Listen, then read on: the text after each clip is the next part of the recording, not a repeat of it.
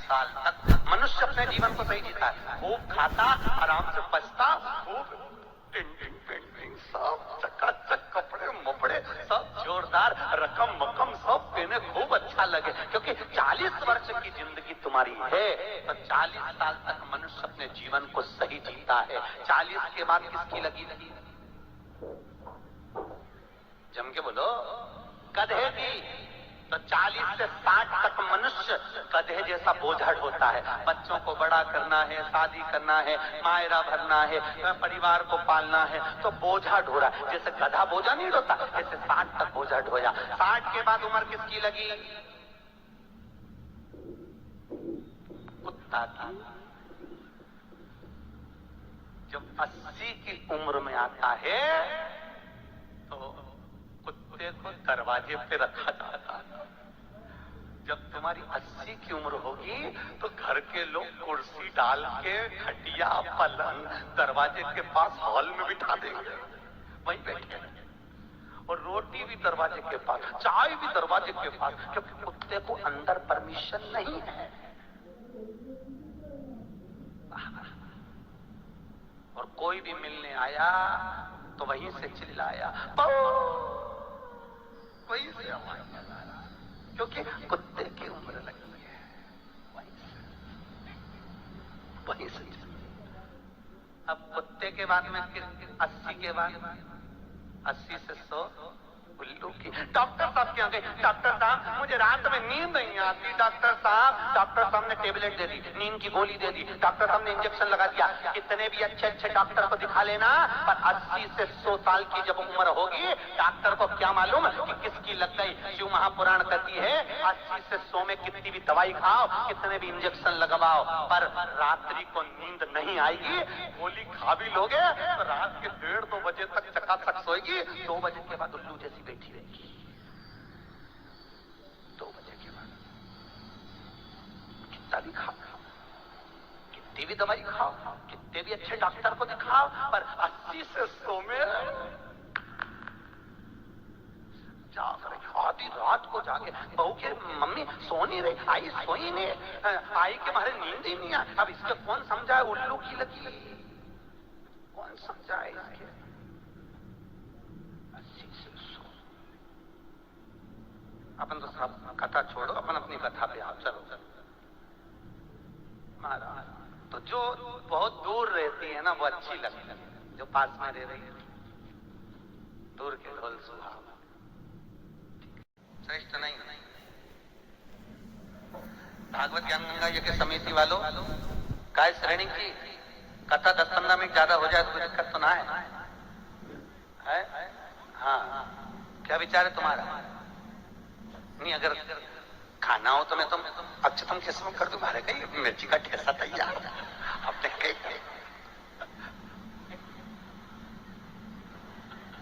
नमकीन चावल आज तो खूब चक निपटा। अगला प्रश्न है, तो ये प्रदक्षिणा का प्रश्न। अगला प्रश्न, शिवलिंग की पूजा करने के लिए शिवलिंग को घर में कहाँ रखें? जहां तुम्हारी मर्जी हो। अब ये तो भगवान शंकर को पूजा घर में रखो ना, जहां पूजन होती है,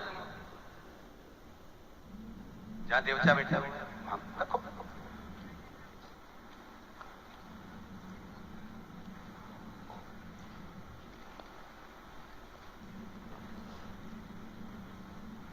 पीपल के पेड़ को सोमवती अमावस्या के दिन 108 फेरी क्यों लगाई जाती है? वाह, बहुत बढ़िया।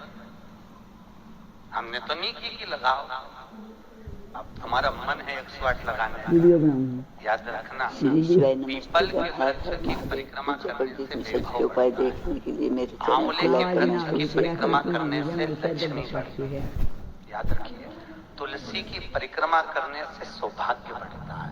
अब 108 मन का लगाओ, चाहे 208 लगाओ, 216 लगाओ, ये आपके ऊपर है। यहाँ आपका भाव होना चाहिए कि हम भगवान को कैसे रिझाएं, कैसे रिझाएं, ये आपका भाव। उसका फल क्या है?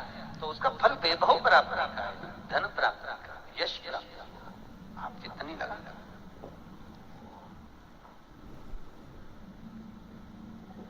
ऋषभदेव जी के पुत्र श्री भरत जी महाराज अपनी योनि से छूटे तो हिरण की योनि में गए। हिरण की योनि पाने के बाद श्री ऋषभदेव जी के पुत्र जो भरत जी थे, हिरण की योनि में आने के बाद में, हिरण की योनि पाने के बाद भरत जी को लगा कि मैं इस हिरण की योनि में पड़ गया हूं, इससे मुक्ति कैसे मिलेगी। तो हिरण की योनि में आने के बाद भरत जी महाराज पीपल के वृक्ष के नीचे जो संत बैठे हुए थे उनकी 108 परिक्रमा करते थे हिरण की योनि में। तो हिरण की योनि के 108 परिक्रमा कर रहे थे। उस दिन थी सोमती अमावस्या का दिन, जिस दिन हिरण की योनि से परिक्रमा करते करते भरत जी महाराज छूट गए थे और वापिस मनुष्य की योनि में आ गए थे। ये 108 परिक्रमा का फल है। ऋषभ जी के पुत्र हिरण की योनि से छूट कर परमात्मा की भक्ति मनुष्य देह मिल गए। शायद हो सकता है हम मानव की देह में हैं और मनुष्य की देह में आकर अगर हम भगवान की 108 परिक्रमा लगाते हैं, हम भगवान का भजन करते हैं, 108 परिक्रमा के अंतर्गत हम डूबे रहते हैं, तो हो सकता है मनुष्य की योनि से छूटकर हम देव योनि में चले जाते हैं, भगवान की परास प्राप्त हो जाए। तो शास्त्र कह रहा है अंजना माता गौतम बाबा से कहने पर शंकर की आराधना करें। और आराधना करी माता अंजना ने, शिव जी की आराधना करी, शंकर की जब आराधना करी, शंकर का अभिषेक करा, भगवान भूत भावन प्रसन्न हो गए और शंकर भगवान ने उसी समय माता अंजना को वर प्रदान करा। तो चिंता मत कर, तेरे घर में पुत्र होगा। पुत्र तो क्यों चिंता कर, भगवान शंकर जब भी देते हैं छप्पर भक्त के देते हैं। भगवान कृष्ण के यहाँ कितने बच्चे दिए? 1,77,000। अब अंजना माता के यहाँ भगवान संतान दे रहा है। भगवान अंजना माता के यहाँ हनुमान जी महाराज कितने भाई थे? भोला जी पार्सल नहीं आएगा, टेंशन मत लो, रिफंड ले लो। हाँ, बस सोशल मीडिया पे अपना बैंक अकाउंट और फोन नंबर डाल दो। और टीवी सीरियल की अबला बहू समझाया ना आपको, यूपीआई कहता है सोशल मीडिया पे बैंक डिटेल्स और फोन नंबर ना डालें। ना माता क्या हनुमान जी महाराज कितने भाई थे? माता अंजना के गर्भ से जो संतान हुई थी, हनुमान जी महाराज सबके भाई कितने थे? हनुमान जी कितने भाई?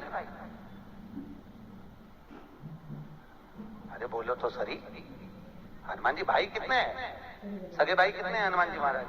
तो अंजना माता ने जब भगवान शिव की आराधना करी, शंकर की जब आराधना करी, तब भगवान शंकर प्रसन्न हुए। समय बीता, माता अंजना के गर्भ में भगवान शंकर के तेज पुंज को पवन देव ने ले जाकर माता अंजना के गर्भ में स्थापित करा। स्थापित करने के बाद पूर्णिमा के दिन, चैत्री पूर्णिमा के दिन, भगवान अंजना माता के गर्भ से शंकर का ही एक अवतार श्री हनुमान जी महाराज प्रकट हुए हैं। महाराज श्री हनुमान जी महाराज की। हनुमान जी सगे भाई हैं 6। कितने भाई हैं? 6 सगे भाई। सबसे पहले नंबर हनुमान, फिर गतिमान, केतुमान, धृतिमान, यतिमान। ऐसे हनुमान जी महाराज के 6 भाइयों का क्रम वर्णन किया गया था। कितने भाई हैं? 6। हनुमान जी महाराज का एक भाई है जिसका नाम है गतिमान। क्या नाम है? गतिमान। और जिसके यहाँ पर फैक्ट्री हो, किसी भी तरह की फैक्ट्री हो, चाहे वो नट बोल्ट की हो, पानी की हो, किसी भी तरह की फैक्ट्री हो, अगर फैक्ट्री में जरा सी भी तकलीफ आती है तो हनुमान जी महाराज के उल्टे पांव, लेफ्ट पांव के नीचे का सिंदूर लाकर गतिमान का नाम लेकर अगर फैक्ट्री पर स्वस्तिक बना दिया जाता है तो वो फैक्ट्री धड़ाके से चलना चालू हो जाती है, कभी खराब नहीं होती, कभी परेशान नहीं करती। महाराज गतिमान हनुमान जी के 3 नंबर का भाई, गतिमान का नाम।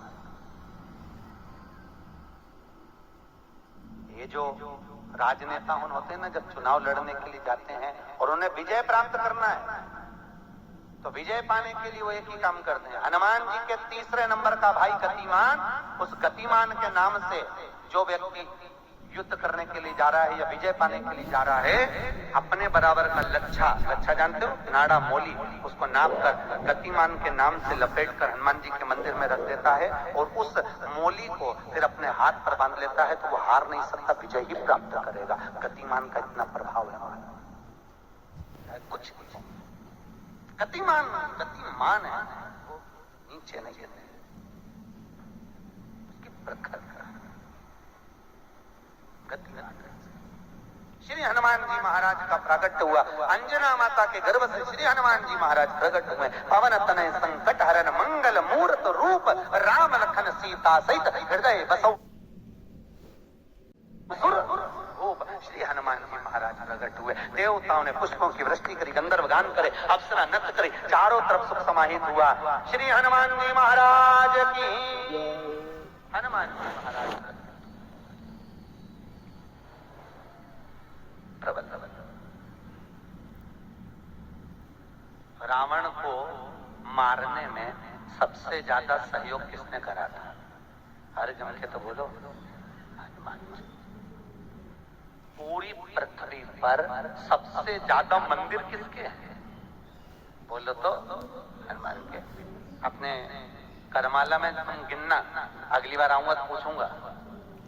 श्री शिवाय अगर अगली बार नमस्ते। भागवत ज्ञान गंगा यज्ञ समिति ने मान लो बुलाया, तो पूछूंगा आपसे आके कि करमाला में कितने हनुमान जी के मंदिर हैं और राम जी के मंदिर कितने हैं? राम जी के मंदिर अगर 5 होंगे तो हनुमान जी के मंदिर 20 होंगे।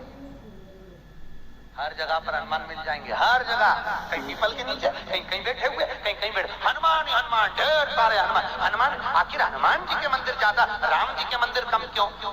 नहीं तो राम के मंदिर ज्यादा होना चाहिए, हनुमान के मंदिर कम होना चाहिए, पर हनुमान के मंदिर ज्यादा इसलिए हुए क्योंकि हनुमान जी ने राम जी की इतनी सेवा करी कि भारत की भूमि पर सेवा पुजा गई, इसलिए हनुमान जी के मंदिर ही मंदिर बन गए। मंदिर तुम्हारे भी बन सकते हैं अगर तुम सही से माता पिता की सेवा करो तो। मंदिर बनने में देरी नहीं लगेगी। श्री शिवाय नमस्तुभ्यम। हर हर महादेव। पूज्य प्रदीप मिश्रा जी ने शनिवार के बहुत अच्छे और अचूक उपाय बताए हैं। पूज्य प्रदीप मिश्रा जी ने भगवान बजरंगबली के बारे में बताया है कि वो कितने शक्तिशाली हैं और उनके तीसरे भाई गतिमान का नाम लेकर अगर हम कोई कार्य करते हैं या किसी शत्रु के से बात करने जाते हैं तो किस तरह से असर होता है। और पूज्य प्रदीप मिश्रा जी ने ये भी बताया है कि हनुमान जी ने श्री राम की कितनी सेवा की और कितनी भक्ति की थी। अगर आपको वीडियो पसंद आई हो तो एक लाइक और एक कमेंट अवश्य करें। मेरा चैनल है धार्मिक वीडियो। पूज्य प्रदीप मिश्रा जी के उपाय देखने के लिए वीडियो को पूरा देखिए लास्ट तक। और पूज्य प्रदीप मिश्रा जी की कथा और उपाय बहुत ही अच्छे और अचूक होते हैं। श्री शिवाय नमस्तुभ्यम। हर हर महादेव।